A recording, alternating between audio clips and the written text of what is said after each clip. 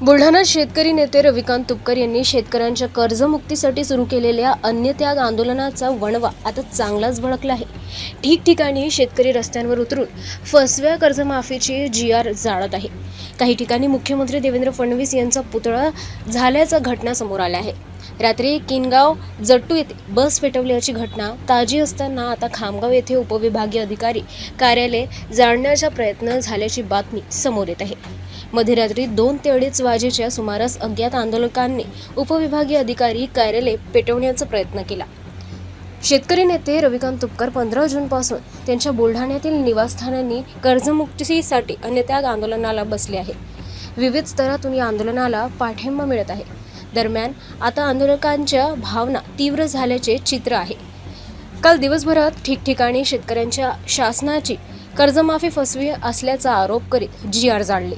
रात्री किनगाव जट्टू येथे देखील ST बस पेटल्याचा प्रकार समोर आला। मात्र बस पेटल्याचा प्रकार समोर आला।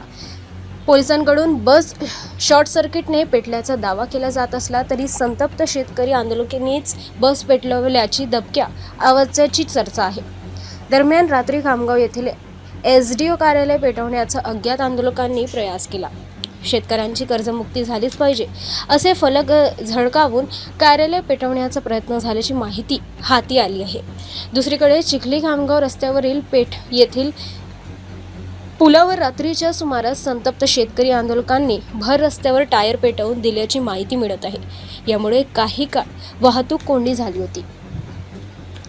रविकांत तुपकर यांचे अन्नत्याग आंदोलन आज 17 जून तिसरा दिवस आहे।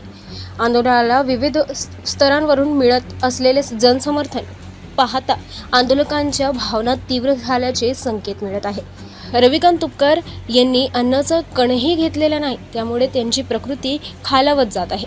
ठिकठिकाणी हिंसक घटनेसमोर येत असताना रविकांत तुपकर यांनी शेतकऱ्यांना शांततेने आणि संयमाने भावना व्यक्त करण्याचे आवाहन केले आहे।